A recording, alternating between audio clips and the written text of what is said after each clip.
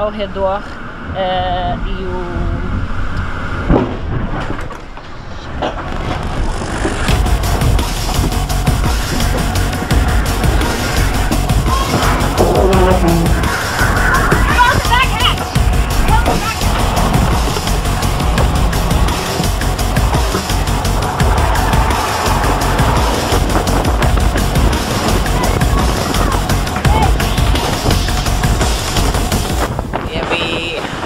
sailing along at 22 knots on the A3 downwind and going 22 knots towards Itajaí, and unfortunately we hit into something in the water and then it hit the rudder really hard, which spun us up into a sort of, not a Chinese but the other way, into a tack, and we capsized, but luckily the sails were okay. We've got quite extensive damage but nothing structural. So we've actually managed to keep the same rudder in the boat and replace the quadrant, which is the steering arm, which was what broke, and put it all back together. So now it's hopefully structurally sound. We're sailing again. It's just a bit hard, and we're taking on a little bit of water. Now we're just going to have to keep bailing at the back because there's going to be quite a lot of leaking, and it's made it a bit harder to drive. So yeah, we're now with 2 reefs and the A3, so we won't be able to go quite as fast, but at least we're back on our way towards Brazil.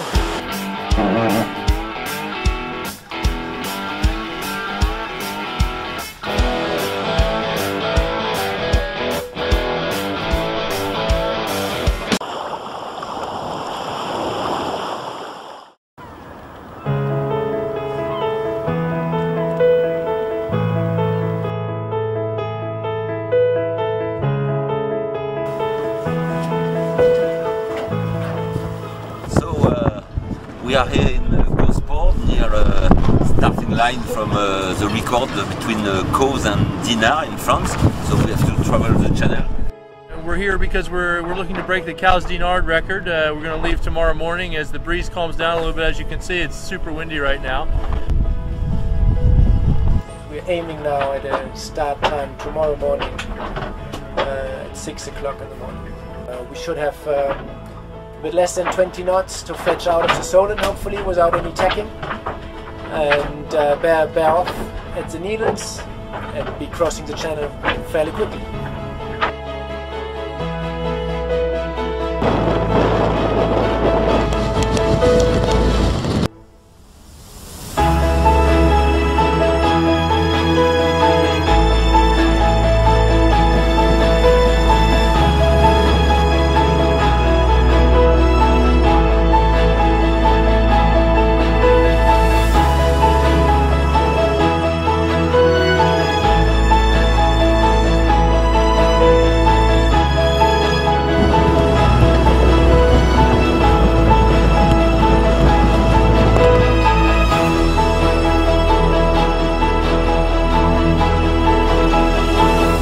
We hit 39 knots a bunch of times in the last 2 hours, which basically sealed it for us. It was because we took a little time getting out of the Solent, it was a bit tight, but we had great crew work. Everything went according to plan, and we've got our first record in the bag.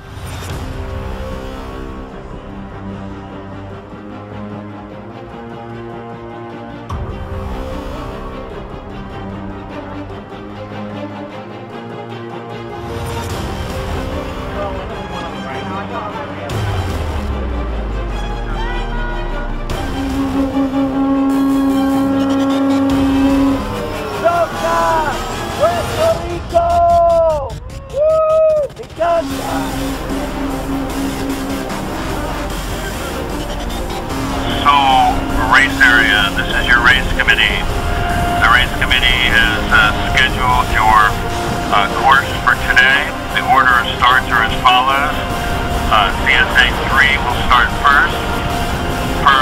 Performance Cruiser 1 and 2 will start second, followed by CSA 2 will start third, and CSA 1 will start fourth. The course is as follows. Start area A, proceed to the government mark off of Road Town 23, leaving it to starboard, then proceed to the left. Over a bit of a line. Left, right.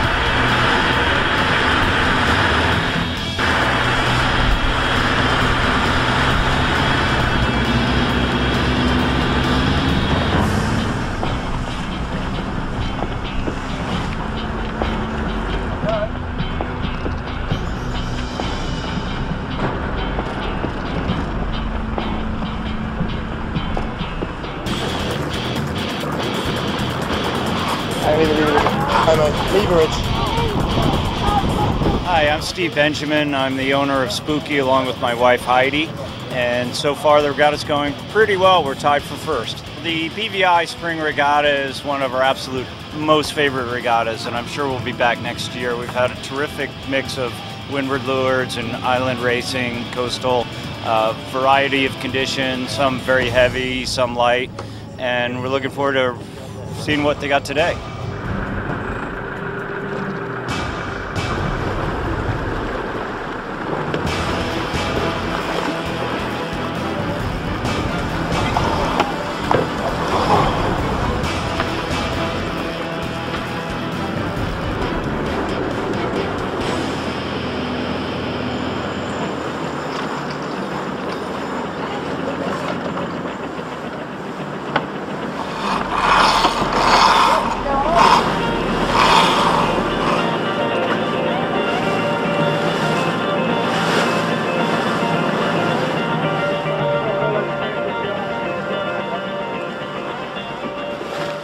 Bob and Kristen Beltrana, owners of Swan 53 Naya. It's our 5th year in the Spring Regatta. We've done pretty well in Jib and Main 1 in the past. Don't want to jinx us, but we're doing pretty well right now. Light air day. It's not a swan day. As you know, there's Swanabagos. We need 30 knots to do well. Hopefully we'll give it the best shot, get around the course. We hope for the best. So far the race committee has done an amazing job with great courses around islands, just like advertised. It's been a great regatta so far.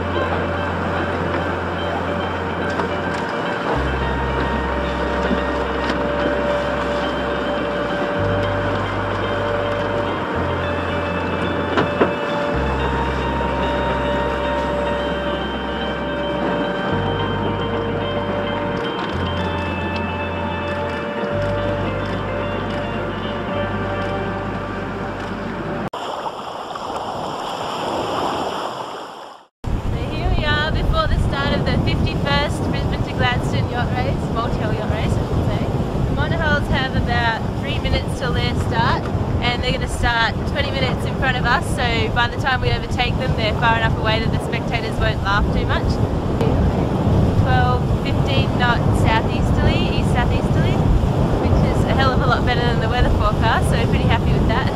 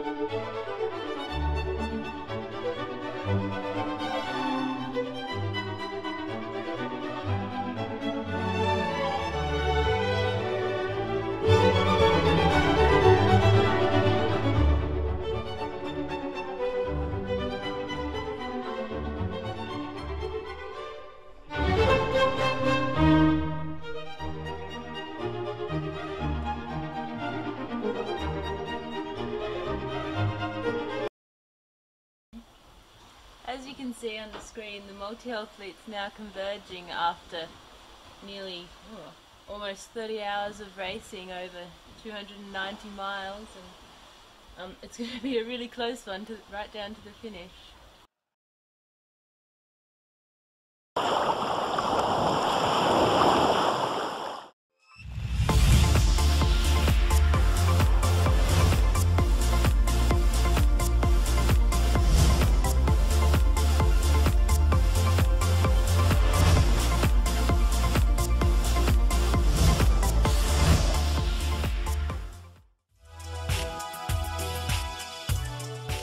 The final day of the 46 Trofeo Princessa Sofia Iberostar was game face-on for the top 10 teams that qualified to today's medal races and a chance at podium glory in the Olympic fleets.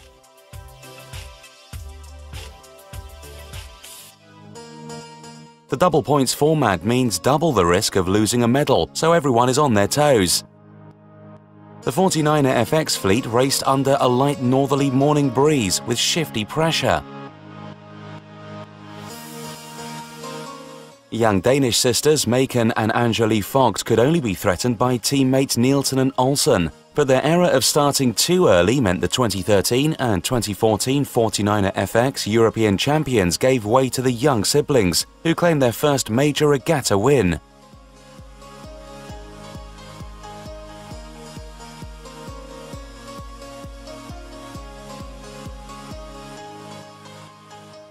We have a good culture in Denmark, where we share a lot, and we have a good culture in the men fleet. The 49er has been there a lot longer than the FX, and they share a lot with us too.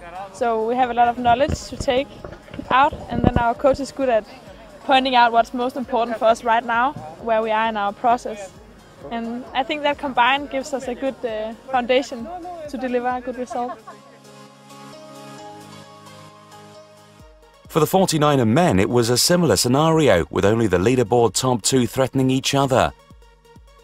Winners in 2013, Herl and Ploessl from Germany had to put the reigning world champions Berlingen took several places behind to secure victory. But the Kiwis are experts at medal races and covered their opponents skillfully to cross the finish line just ahead and secure their second victory in a row at Trofeo Princessa Sofia.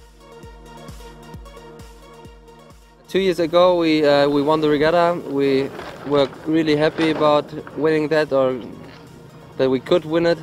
And this year we are back on the podium. I think we are really happy. And Mallorca is quite important for us. This is the beginning of the season. Everyone is here, everyone is focused, and everyone tried to find a position in the big fleet. The medal races continued with Argentina's Calabresa and De La Fuente smoothly winning the 470 men fleet. Kiwis Allaire and Powery won the 470 women. Down to the wire in the RSX men as Dutch sailor Badlo held his nerve to win the medal race and overall victory on tiebreak over France's Bonton, marking a career best result. A great week of racing with the added challenge of mixed weather conditions and the pressurized arena of elite racing.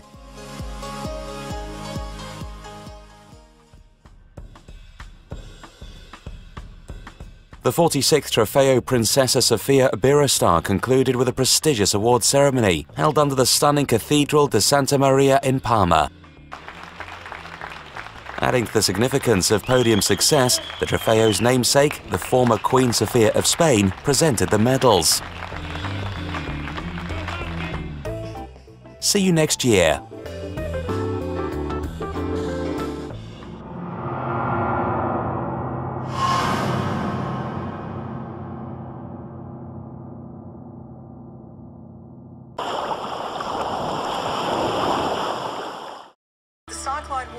Coastal areas from Port Hedland to Ningaloo. And severe tropical cyclone Pam continues to intensify. The latest maximum 1 minute sustained winds have increased to 115 knots. The damage inflicted by one of the most powerful cyclones ever to hit the South Pacific. We're obviously monitoring the tropical cyclone Pam very, very carefully. We have decided that we will not start the race before Tuesday.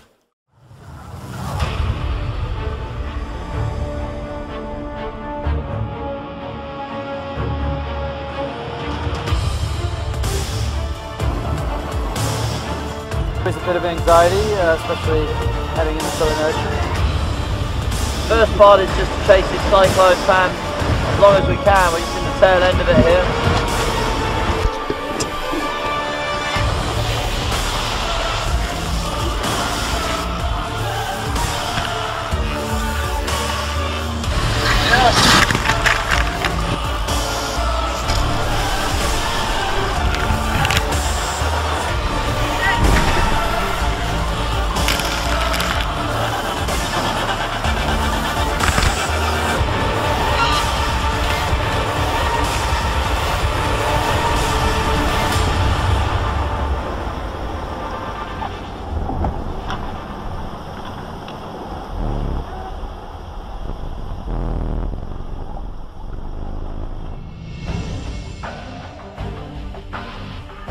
Have a problem in the regatta? Basically the biggest damage was our throw, which was split into two big pieces. Mafra there, North America here.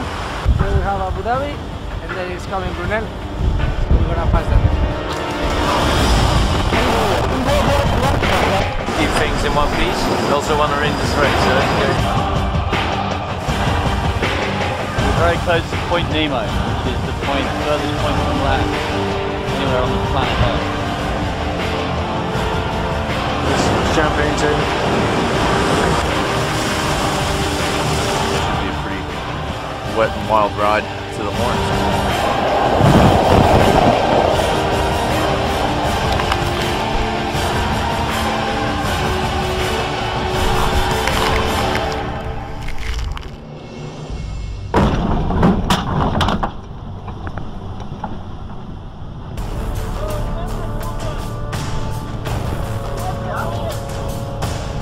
Everyone up there!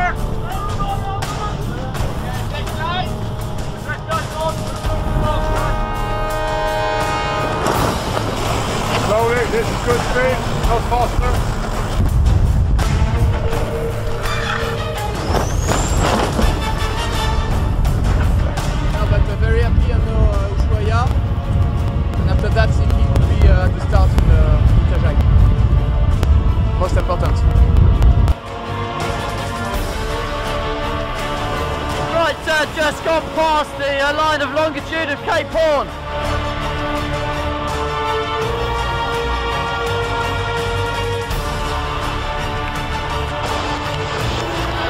As you can see, big smiles.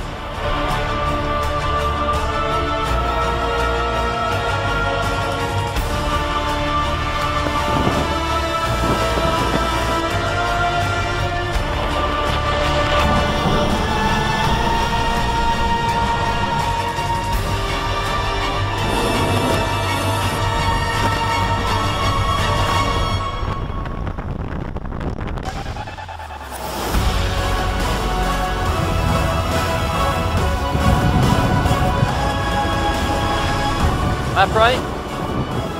Right there, where we want them.